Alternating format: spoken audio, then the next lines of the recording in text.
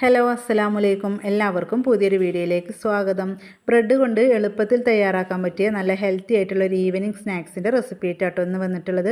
അപ്പോൾ നമുക്ക് ഇതെങ്ങനെ ഉണ്ടാക്കിയെടുക്കാൻ നോക്കാം. അപ്പോൾ അതിന് വേണ്ടിയിട്ട് ഞാനിവിടെ കുറച്ച് ബ്രെഡ് എടുത്തിട്ടുണ്ട്. അപ്പോൾ നമുക്ക് എത്രയാണോ ബ്രെഡ് ആവശ്യം അതിനനുസരിച്ച് എടുക്കുക കേട്ടോ. ഇനി ഓരോ ബ്രെഡും എടുത്തിട്ട് അതിൻ്റെ സെൻറ്ററിൽ ഇതുപോലെ ഒന്ന് കട്ട് ചെയ്തെടുക്കുക കേട്ടോ. അതായത് ഒരു സ്ക്വയർ ഷേപ്പിലൊന്ന് കട്ട് ചെയ്തെടുക്കുക. ബ്രെഡിൻ്റെ സൈഡിലുള്ള ആ ഒരു ബ്രൗൺ കളർ അതൊന്നും കട്ട് ചെയ്യേണ്ട ആവശ്യമൊന്നുമില്ല കേട്ടോ. അതോടുകൂടെ തന്നെയാണ് നമ്മൾ ഈ ഒരു സ്നാക്സ് തയ്യാറാക്കിയെടുക്കുന്നത്. ഇപ്പോൾ അതാ സെൻറ്റർ വശമൊക്കെ ഒന്ന് കട്ട് ചെയ്തെടുത്തിട്ടുണ്ട്. കണ്ടോ, ഇതുപോലെ കിട്ടിയിട്ടുണ്ട് കേട്ടോ. ഇനി ഇതിവിടെ മാറ്റി വെക്കാം കേട്ടോ. അപ്പോൾ നമുക്ക് എത്രയാണോ ബ്രെഡ് ആവശ്യമെങ്കിൽ അതെല്ലാം തന്നെ ഇതുപോലെ കട്ട് ചെയ്തെടുക്കുക. ഈ ഒരു സ്നാക്സ് തയ്യാറാക്കാൻ ഒരുപാട് സോഫ്റ്റ് ആയിട്ടുള്ള ബ്രെഡ് എടുക്കരുത് കേട്ടോ. നമ്മൾ സോഫ്റ്റ് ആയിട്ടുള്ള ബ്രെഡ് എടുക്കുകയാണെങ്കിൽ പൊടിഞ്ഞു പോകും. അപ്പോൾ ഞാനെടുത്തത് കുറച്ച് സോഫ്റ്റ് ആയിട്ടുള്ള ഒരു ബ്രെഡ് ആട്ടോ. അപ്പോൾ കട്ട് ചെയ്തെടുക്കുമ്പോൾ ചെറുതായിട്ടൊന്ന് പൊടിഞ്ഞു പോകുന്നുണ്ട് കേട്ടോ. എന്നാൽ നല്ല ഹാർഡായിട്ടുള്ളതും എടുക്കരുത്. അതിൻ്റെ ഇടയിലുള്ള ഒരു ബ്രെഡ് ഉണ്ടല്ലോ അതെടുക്കാം.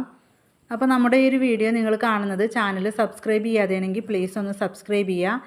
അതുപോലെ തന്നെ വീഡിയോ കണ്ടുകൊണ്ടിരിക്കുമ്പോൾ തന്നെ ഇഷ്ടപ്പെടുകയാണെങ്കിൽ ഒന്ന് ലൈക്ക് ചെയ്ത് സപ്പോർട്ട് ചെയ്യുക. അപ്പോൾ ഞാനിവിടെ 2 കട്ട് ചെയ്തെടുത്തിട്ടുണ്ട് കേട്ടോ. അപ്പോൾ ബാക്കിയുള്ളതും ഇതുപോലെ തന്നെ കട്ട് ചെയ്തെടുക്കാം. അപ്പോൾ അതാ നമുക്ക് സ്നാക്സിന് ആവശ്യമായിട്ടുള്ള ബ്രെഡ് ഞാനിവിടെ കട്ട് ചെയ്തെടുത്തിട്ടുണ്ട്. ഇനി നമുക്കിതിവിടെ മാറ്റി വെക്കാം. ഇനി ഇതുപോലെ ഒരു പാത്രം എടുത്തിട്ടുണ്ട്. ഇതിലേക്ക് ഞാൻ 3 കോഴിമുട്ടയാണ് കേട്ടോ പൊട്ടിച്ചൊഴിച്ച് കൊടുക്കുന്നത്. നമ്മൾ എത്രത്തോളം സ്നാക്സ് തയ്യാറാക്കുന്നുണ്ട് അതിനനുസരിച്ച് മുട്ടയൊക്കെ എടുക്കുക. അപ്പോൾ ഞാനിവിടെ 3 മുട്ട വെച്ചിട്ടാണ് ചെയ്യുന്നത്. ഞാനിവിടെ ഒരു 8 ബ്രെഡോളം തന്നെ എടുത്തിട്ടുണ്ട്. അപ്പോൾ അതിലേക്ക് എന്തായാലും ഒരു 3 മുട്ടയൊക്കെ വേണം. അപ്പോൾ അത് 3 മുട്ടയും ഞാനിതിലേക്ക് പൊട്ടിച്ചൊഴിച്ച് കൊടുത്തിട്ടുണ്ട്. ഇനി ഇതിലേക്ക് മധുരത്തിനനുസരിച്ചുള്ള പഞ്ചസാരയാണ് കേട്ടോ ചേർത്ത് കൊടുക്കുന്നത്. 2 ടീസ്പൂണോളം പഞ്ചസാര ചേർത്ത് കൊടുക്കുന്നുണ്ട്. ഒരുപാട് ചേർത്ത് കൊടുക്കേണ്ട ആവശ്യമില്ല, വെറും 2 ടീസ്പൂൺ മാത്രം ചേർത്ത് കൊടുത്താൽ മതി.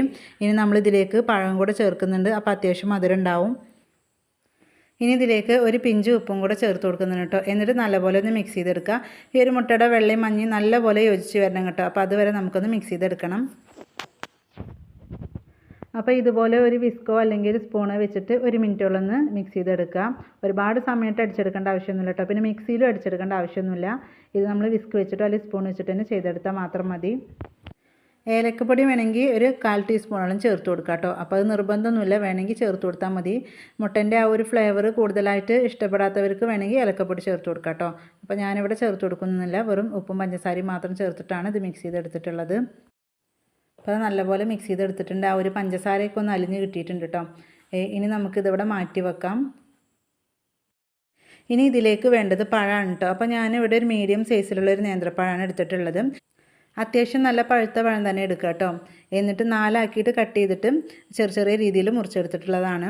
ഇനി നമുക്കിതൊന്ന് വഴറ്റിയെടുക്കണം. അപ്പോൾ 2 ടീസ്പൂണ് നെയ്യ് ഒഴിച്ച് കൊടുത്തിട്ട് അതിലേക്ക് ഈ ഒരു പഴം ഇട്ട് കൊടുത്തിട്ടുണ്ട്. ഏകദേശം 2 മിനിറ്റോളം മാത്രം ഒന്ന് വഴറ്റിയെടുത്താൽ മതി. അപ്പോഴേക്കും ഇത് റെഡി ആയിട്ട് കിട്ടും. അത്യാവശ്യം നല്ല പഴുത്ത പഴം എടുക്കുകയാണെങ്കിൽ പഴം കുക്കായി വരുന്ന സമയത്ത് നല്ല സോഫ്റ്റ് ആയിട്ട് കിട്ടും കേട്ടോ. പഴമൊക്കെ നല്ല പഴുത്ത് കറുത്ത് പോയതുണ്ടാവുമല്ലോ, അതൊക്കെ ഈ ഒരു പലഹാരത്തിന് എടുക്കുകയാണെങ്കിൽ ഏറ്റവും നല്ലതാണ്. ഇനി ഇത് നെയ്യിൽ തന്നെ വഴറ്റിയെടുക്കണമെന്നില്ല കേട്ടോ. 2 ടീസ്പൂൺ ഓയിൽ ഒഴിച്ച് കൊടുത്താലും മതി. വെളിച്ചെണ്ണ ഒഴിച്ച് കൊടുക്കരുത്. അപ്പോൾ വെളിച്ചെണ്ണയുടെ ഒരു ഫ്ലേവർ ആയിരിക്കും മുന്നിട്ട് നിൽക്കുക. ഓയിൽ ഉണ്ടെങ്കിൽ ഓയിൽ ചേർത്തിട്ട് ഇതുപോലെ ഒന്ന് കുക്ക് ചെയ്തെടുത്താൽ മതി. അത്യാവശ്യം നല്ലപോലെ തന്നെ കുക്കായിട്ടുണ്ട്. 2 മിനിറ്റോളം ആയിട്ടുണ്ട് കേട്ടോ നമ്മളിത് വഴറ്റി കൊടുക്കാൻ തുടങ്ങിയിട്ട്. ഇനി നമുക്ക് ഫ്ലെയിം ഓഫ് ചെയ്തതിന് ശേഷം തണുക്കാനായിട്ട് വെക്കാം. അപ്പോൾ അതാ പഴക്ക വഴറ്റി വെച്ചത് നല്ലപോലെ തണുത്ത് വന്നിട്ടുണ്ട്. ഇനി ഇത് ആ ഒരു മുട്ടയുടെ മിക്സിലേക്ക് ഇട്ട് കൊടുക്കുക. എന്നിട്ട് ഒരു വിസ്കോ അല്ലെങ്കിൽ സ്പൂണോ വെച്ചിട്ട് ഇതുപോലെ ഒന്ന് മിക്സ് ചെയ്തെടുക്കുക കേട്ടോ. ഒരുപാട് സമയമൊന്നും മിക്സ് ചെയ്യേണ്ട ആവശ്യമില്ല കേട്ടോ. ഈ ഒരു പഴത്തിൻ്റെ പീസൊക്കെ മുട്ടയുടെ മിക്സിൽ നല്ലപോലെ ഒന്ന് യോജിച്ച് വന്നാൽ മാത്രം മതി. അപ്പോൾ അതാ മിക്സ് ഇവിടെ റെഡി ആയിട്ടുണ്ട്. ഇനി നമുക്കിതിവിടെ മാറ്റി വെക്കാം. ഇനി നമുക്ക് സ്നാക്സ് തയ്യാറാക്കിയെടുക്കാം. അപ്പോൾ സ്നാക്സ് തയ്യാറാക്കാനായിട്ട് ഞാൻ ഇതുപോലെ ഒരു പാൻ എടുത്തിട്ടുണ്ട്. നമ്മൾ നേരത്തെ പഴം വാട്ടിയെടുത്ത പാൻ തന്നെയാണ് കേട്ടോ. ഇനി ഇതിൽ കുറച്ച് നെയ്യോ അല്ലെങ്കിൽ ബട്ടറോ അല്ലെങ്കിൽ ഓയിലോ എന്ത് വേണമെങ്കിലും ചേർത്ത് കൊടുക്കാം കേട്ടോ. നമ്മുടെ കയ്യിൽ എന്താണ് അത് ചേർത്ത് കൊടുക്കുക. എന്നിട്ട് മീഡിയം ടു ലോ ഫ്ലെയിമിലേക്ക് ഇട്ട് കൊടുത്തിട്ട് നമ്മൾ നേരത്തെ കട്ട് ചെയ്ത് വെച്ചിട്ടുണ്ടായിരുന്ന ബ്രെഡിൻ്റെ പീസ് ഉണ്ടല്ലോ അത് ഇതിലേക്ക് വെച്ച് കൊടുക്കുക. ആദ്യം നല്ലപോലെ പാൻ ചൂടാക്കി എടുക്കണം കേട്ടോ. എന്നിട്ട് മീഡിയം ടു ലോ ഫ്ലെയിമിലേക്ക് ഇട്ട് കൊടുത്താൽ മതി. അപ്പോൾ ഇതുപോലെ വെച്ച് കൊടുത്തിട്ടുണ്ട് കേട്ടോ. ഇനി നമ്മൾ നേരത്തെ പഴമൊക്കെ ചേർത്ത് വെച്ചിട്ടുണ്ടായിരുന്ന ആ ഒരു മുട്ടയുടെ മിക്സ് ഉണ്ടല്ലോ അത് ഇതിൻ്റെ ഉള്ളിലേക്ക് ഒഴിച്ചു കൊടുക്കുക. ബ്രെഡ് വെച്ചിട്ട് ഒരുപാട് സ്നാക്സൊക്കെ നമ്മൾ തയ്യാറാക്കലുണ്ട്. അപ്പോൾ ഇത് വെറൈറ്റി ആയിട്ടുള്ളൊരു സ്നാക്സാണ് കേട്ടോ. നല്ല ടേസ്റ്റാണ് ഇതുപോലെ തയ്യാറാക്കിയിട്ടുണ്ടെങ്കിൽ. അപ്പോൾ ഇതുപോലെ മുട്ടയുടെ മിക്സ് ഒഴിച്ചു കൊടുത്തതിൻ്റെ ശേഷം നമ്മളിതൊന്ന് കട്ട് ചെയ്ത് മാറ്റി വെച്ചിട്ടുണ്ടായിരുന്ന ആ ഒരു പീസ് ഇതിൻ്റെ മുകളിലേക്ക് തന്നെ വെച്ച് കൊടുക്കുക കേട്ടോ. ജസ്റ്റ് ഒന്നങ്ങനെ പ്രസ് ചെയ്ത് കൊടുക്കാം. ഇപ്പോൾ ഒന്ന് സെറ്റായി ഇരുന്നിട്ടുണ്ട്. അപ്പോൾ ഒന്നും കൂടെ സെറ്റായിട്ട് ഇരിക്കാൻ വേണ്ടിയിട്ട് നമ്മൾ നേരത്തെ മിക്സ് ചെയ്ത് വെച്ചിട്ടുണ്ടായിരുന്ന ആ ഒരു മുട്ടയുടെ മിക്സ് ഉണ്ടല്ലോ, അത് കുറച്ച് ഒഴിച്ചു കൊടുക്കുക കേട്ടോ. അതിൻ്റെ ആ ഒരു പഴത്തിൻ്റെ പീസ് പെടാതെ അതിൻ്റെ ആ ഒരു മുട്ട മാത്രം ഒന്ന് ഒഴിച്ചു കൊടുക്കുക. അപ്പോൾ നല്ലപോലെ സെറ്റായിട്ട് ഇരുന്നോളൂ. ഒരുപാടൊന്നും ഒഴിച്ചു കൊടുക്കണ്ട കേട്ടോ. ഒരു 2 ടീസ്പൂണിൻ്റെ അടുത്ത് മാത്രം ഒഴിച്ചു കൊടുത്താൽ മതി. എന്നിട്ട് ജസ്റ്റ് ആ തവി വെച്ചിട്ട് ഒന്ന് പ്രസ് ചെയ്ത് കൊടുക്കുക കേട്ടോ. അപ്പോൾ നല്ലപോലെ സെറ്റായിട്ട് നല്ല ഫിനിഷ് ആയിട്ട് തന്നെ ഇരിക്കും. അപ്പോൾ ഈ സമയം കൊണ്ട് തന്നെ ഇതിൻ്റെ അടിവശം കുക്കായിട്ടുണ്ട് കേട്ടോ. അതായത് മുട്ട ആയതുകൊണ്ട് തന്നെ പെട്ടെന്ന് കുക്കായി കിട്ടും. പിന്നെ നമ്മളിതിൽ ചേർത്തത് നേന്ത്രപ്പഴമാണ്. അപ്പോൾ അത് നല്ലപോലെ കുക്ക് ചെയ്തിട്ടാണ് ചേർത്തിട്ടുള്ളത്. അപ്പോൾ അതിനി കുക്ക് ചെയ്തെടുക്കേണ്ട ആവശ്യമില്ല. ഈ മുട്ട മാത്രം ഒന്ന് കുക്ക് ചെയ്തെടുത്താൽ മതി. അപ്പോൾ അതാ തിരിച്ചിട്ട് കൊടുത്തിട്ടുണ്ട്. അപ്പോൾ നിങ്ങൾക്ക് കാണുമ്പോൾ തന്നെ അറിയാം നമ്മൾ ആ മുട്ടയുടെ മിക്സ് ഒഴിച്ച് കൊടുത്തത് നല്ലപോലെ ഫിനിഷ് ആയിട്ട് തന്നെ കിട്ടിയിട്ടുണ്ട്. 1-2 തവണ ഇത് തിരിച്ചും മറിച്ചിട്ടിട്ട് കുക്ക് ചെയ്തെടുക്കണം കേട്ടോ. ഒറ്റ തവണ നമ്മളിത് തിരിച്ചിട്ട് കൊടുത്തിട്ട് പിന്നെ പാനിൽ നിന്ന് മാറ്റരുത്. എന്തായാലും ഒരു 1-2 തവണ നമ്മൾ എന്തായാലും ചെയ്യണം. അപ്പോഴുള്ളൂ ബ്രെഡ് നല്ലപോലെ ഒന്ന് ടോസ്റ്റായിട്ട് കിട്ടുള്ളൂ. അപ്പോൾ അതാ ഞാനിവിടെ വീണ്ടും തിരിച്ചിട്ട് കൊടുത്തിട്ടുണ്ട് കേട്ടോ. അപ്പോൾ ഇങ്ങനെ മതി. ഇനി നമുക്ക് പാനിൽ നിന്ന് മാറ്റാം. ഇനി അടുത്തതും ഇതുപോലെ തന്നെ തയ്യാറാക്കിയിട്ട് എടുക്കാം കേട്ടോ. അത്യാവശ്യം നല്ലപോലെ പാന് ചൂടായിട്ടുണ്ടെങ്കിൽ ഏറ്റവും ലോ ഫ്ലെയിമിലേക്ക് ഇട്ട് കൊടുക്കുക കേട്ടോ. നമ്മളൊന്ന് തയ്യാറാക്കിയതാണല്ലോ, അപ്പോൾ ആ ഒരു സമയം കൊണ്ട് പാന് ചിലപ്പോൾ നല്ലപോലെ ചൂടായിട്ടുണ്ടാവും. അപ്പോൾ ഏറ്റവും ലോ ഫ്ലെയിമിലേക്ക് ഇട്ട് കൊടുക്കുക. എന്നിട്ട് വീണ്ടും നെയ്യോ അല്ലെങ്കിൽ ഓയിലോ ഒന്ന് ബ്രഷ് ചെയ്ത് കൊടുക്കുക. എന്നിട്ട് ഇതുപോലെ വെച്ച് കൊടുക്കുക കേട്ടോ. കുട്ടികളൊക്കെ വൈകുന്നേരം സ്കൂളിൽ വരുമ്പോൾ അവർക്കൊക്കെ തയ്യാറാക്കി കൊടുക്കാൻ പറ്റിയിട്ടുള്ള നല്ല ഹെൽത്തി ആയിട്ടുള്ളൊരു സ്നാക്സും കൂടിയാണ് കേട്ടോ. പിന്നെ അതുപോലെ തന്നെ സിമ്പിളായിട്ട് തയ്യാറാക്കി എടുക്കാനും പറ്റും. ഒരുപാട് സമയമൊന്നുമില്ല.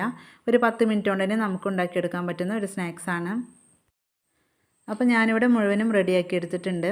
അപ്പോൾ ഇതേ രീതിയിൽ ബ്രെഡ് വെച്ചിട്ട് നിങ്ങൾ ചെയ്ത് നോക്കിയിട്ടില്ലെങ്കിൽ ഒരു തവണ എന്തായാലും ചെയ്ത് നോക്കുക.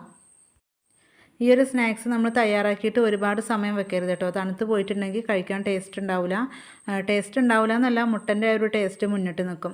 ചെറിയ ചൂടോടുകൂടെ കഴിക്കുകയാണ് ഇത് ഏറ്റവും നല്ലത്. ബ്രെഡ് കൊണ്ട് നമ്മൾ ഒരുപാട് വെറൈറ്റി സ്നാക്സുകളൊക്കെ തയ്യാറാക്കലുണ്ട് അല്ലേ. അതിൽ കൂടുതലും നമ്മൾ ഓയിലൊക്കെ ഫ്രൈ ചെയ്തിട്ടാണ് എടുക്കാറ്. അപ്പോൾ ഇത് അതിൻ്റെ ഒന്നും ആവശ്യമില്ല. നല്ല ഹെൽത്തി ആയിട്ട് തന്നെ തയ്യാറാക്കി എടുക്കാൻ പറ്റും.